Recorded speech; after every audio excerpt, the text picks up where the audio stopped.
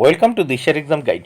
প্রিয় চতুর্থ শ্রেণীর পরীক্ষার্থী বন্ধুরা, তোমাদের জন্য এই ভিডিওটিতে আমি আলোচনা করতে চলেছি চতুর্থ শ্রেণী অর্থাৎ ক্লাস 4 এর সেকেন্ড সামাটিভ ইভ্যালুয়েশন টেস্ট 2026 অর্থাৎ 2026 সালের সেকেন্ড ইউনিট টেস্টের ক্লাস 4 এর ইংরেজি বিষয়ের প্রশ্নপত্র উত্তর সহ আলোচনা করতে চলেছি। অবশ্যই দেখে নিতে হবে।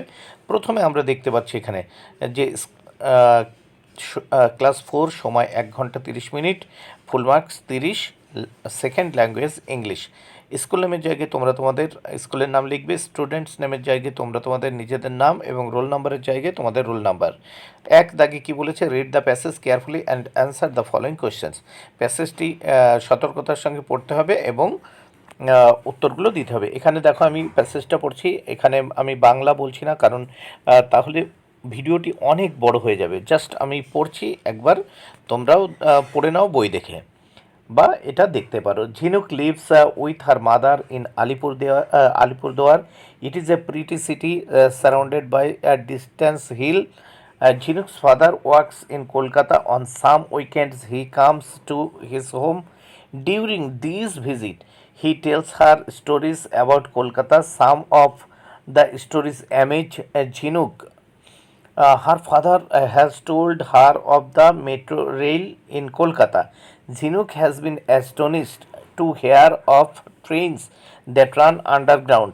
On weekend, Zinuk was expecting her father to arrive, but on Friday evening, her mother told her, "Your father may not come tomorrow. He is busy with some urgent work." দেখো, ঝিনুক very sad. She was missing her father very much. She had her dinner silently and went to sleep. Then she had a strange dream. এবার দেখো এখানে কি বলেছে, এতে দেখে নেওয়া যাক। Underline the correct answer from the given alternatives. দেখো নিচে যে অল্টারনেটিভগুলো দেওয়া রয়েছে তার থেকে সঠিক উত্তরটি বেছে নিয়ে উত্তরটি লেখো। দেখো, হোয়ার ডাজ ঝিনুক লিভ, উত্তর হবে আলিপুরদুয়ার। বি, মানে ঝিনুক কোথায় বাস করতো, আলিপুরদুয়ারে। What does Jhinuk's father tell her about, ঝিনুকের বাবা ঝিনুককে কোন বিষয়ে বলেছিল, উত্তর কলকাতা।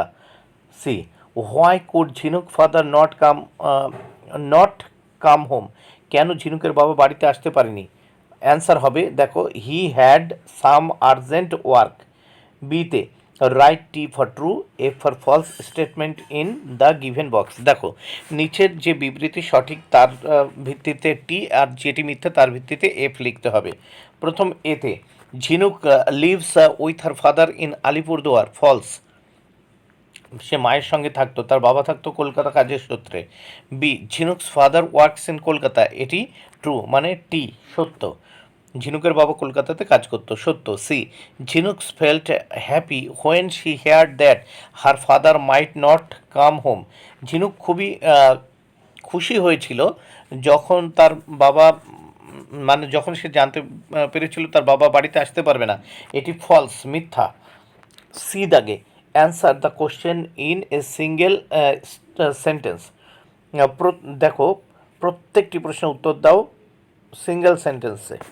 এখানে দেখো, হোয়াই ওয়াজ ঝিনুক ভেরি স্যাড, কারণ কেন ঝিনুক খুব দুঃখিত হয়েছিল, ঝিনুক ওয়াজ sad because she missed her father very much. এবার আমরা নেক্সট পেজ দেখে নেব প্রশ্নের। নেক্সট পেজে কী বলেছে বিদাগে আমরা দেখে নেব। What had Jhinuk's father told her about Kolkata, answer her father has told her of the metro rail in Kolkata. Jhinuk has been astonished to hear of trains that run underground. Next C দাগ, what did Jhinuk do after dinner, Jhinuk ডিনারের পর কী করেছিল, answer Jhinuk had her dinner silently and went to sleep. Next আমরা দেখে নেব দুই দাগে, read the following passage and answer the given question. প্যাসেজটি ভালো করে তোমরা পড়ে নাও বা বই দেখে ভালো করে পড়ে নাও, পড়ার পরে নিচের উত্তরগুলো করো। তাহলে আমরা দেখে নিই। India was in the clutches of the British for more than 200 years. They were very cruel. The Indians did not like them. Indians fought for the freedom of their motherland. They did not hesitate to follow leaders like Netaji Subhash Chandra Bose and Mahatma Gandhi. The Indians loved their motherland dearly. They chased them out of the country. India got freedom on 15th August 1947. This day is observed as the Independence Day of India. Uh, we hoist the national flag and sing national anthem Jana Gana Mano on that day. Jana Gana Mano was written by Rabindranath Tagore. এবার আমরা দেখে নেব এ দাগে। এতে কি বলেছে, fill in the blanks with information from the text. দেখো, text থেকে উপযুক্ত ইনফরমেশন বা তথ্য নিয়ে শূন্যস্থান পূরণ করতে হবে, এর জন্য 4 মার্ক বরাদ্দ। India was under the British rule for almost 200 years. দেখো, ভারতবাসী ব্রিটিশ শাসনে ছিল প্রায় 200 বছর। B, India got independence on, Bharat স্বাধীনতা পেয়েছিল 15th August 1947, 15 August 1947। The British rulers were very, দেখো ব্রিটিশ শাসকরা ছিল খুবই ক্রুয়েল, নিষ্ঠুর। D, Indians did not hesitate to follow leaders like Netaji Subhash Chandra Bose and Mahatma Gandhi. দেখো, ভারতীয়রা ইতস্তত বোধ করেনি অনুসরণ করতে নেতাজি এবং মহাত্মা গান্ধীকে। 3, change the verbs to the past tense and fill in the blanks. দেখো, শূন্যস্থান পূরণ করতে হবে পাস্ট টেন্সে পরিণত করে, এর জন্য 4 মার্ক বরাদ্দ।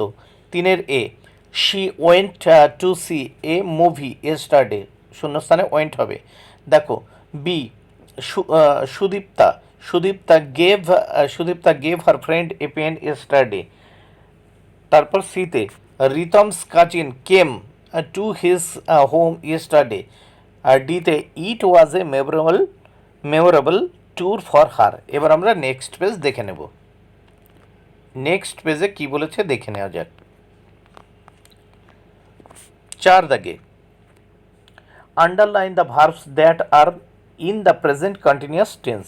দেখো, এখানে 3টি করতে হবে, 3 মার্ক। এখানে প্রেজেন্ট কন্টিনিউয়াস টেন্সের যে ভার্ব তাকে আমাদের কী করতে হবে বলছে, underline the verb that are in the present continuous tense. দেখো, Mita is dancing on the stage. Is dancing মানে ড্যান্সিং হচ্ছে প্রেজেন্ট কন্টিনিউয়াস টেন্সের যে ভার্ব। তারপর বি, দ্য চাইল্ড ইজ লাফিং। সিতে, Rita is buying a mask. Is buying answer. 5 থেকে, underline the adverbs in the following sentences. এবার অ্যাডভার্ব নিচের যে সেন্টেন্সগুলো আছে সেখান থেকে আমরা অ্যাডভার্বের নিচে দাগ দেব, এর জন্য 2 মার্ক বরাদ্দ, 4টি করতে হবে। A, suddenly the boy went out of the class. Suddenly. বিতে, mother spoke her son angrily. উত্তর অ্যাংরিলি। সিতে, the girl was slowly doing her work. উত্তর স্লোলি। ডিতে, we should always cross the road. উত্তর অলওয়েজ। 6 দাগে কি বলেছে দেখো, do as directed. A pick out of the regular and irregular verb from the following sentences and write in the appropriate boxes. এখানে দেখো, regular আর irregular ভার্বগুলো চিহ্নিত করে বাক্সে লিখতে হবে, এর জন্য রয়েছে 4 মার্ক বরাদ্দ। প্রথম আমরা দেখে নেব, তোরসা স্যাং বিউটিফুলি। এই তো তোরসা স্যাং, এই স্যাং হচ্ছে ইরেগুলার ভার্ব। তারপর দেখো, Jhinuk's father works in Kolkata. Works হচ্ছে regular verb. She saw a snake on her way to school. এই স হচ্ছে irregular verb. The soldier fought for their country. দেখো, সৈনিকরা তার দেশের জন্য যুদ্ধ করে, ফট হচ্ছে ইরেগুলার ভার্ব। তাহলে দেখো, এখানে regular verb works, irregular verb রয়েছে স্যাংস অফ ফট। নেক্সট আমরা দেখব বিদাগে, match the opposite words in the given chart. দেখো, এখানে কি করতে হবে, অপোজিট ওয়ার্ডের ম্যাচিং করতে হবে, এর জন্য 2 মার্ক বরাদ্দ, 4টি করতে হবে। দেখো, ফ্রেন্ড মানে বন্ধু, ফো মানে শত্রু, ফ্রিডম মানে স্বাধীনতা, বন্ডেজ মানে অধীনতা, স্লোলি মানে ধীরে ধীরে, ফাস্ট মানে দ্রুত, উইক মানে দুর্বল, স্ট্রং মানে শক্তিশালী। আমরা পাশে অ্যান্সার করে দিয়েছি, friend, foe, freedom, bondage, slowly, fast, weak, strong. Next কি বলছে, write few sentence about any freedom fighter. আমরা নেতাজি সুভাষচন্দ্র সম্পর্কে লিখলাম, এর জন্য 4 মার্ক বরাদ্দ। দেখো, Netaji Subhas Chandra Basu. Netaji Subhash Chandra Bose was a very brave and strong leader. একটা। 2 নম্বর sentence, he formed his own army called the Indian National Army to fight for freedom. 3, he gave the famous slogan give me blood and I will give you freedom. 4, he is a great hero who inspired millions of Indians to fight for their country. তাহলে সুভাষচন্দ্র সম্পর্কে 4টে sentence দেখে নিলে বন্ধুরা, ভিডিওটি ভালো লাগলে অবশ্যই like comment share করো। Thank you very much. Keep watching my channel and my video.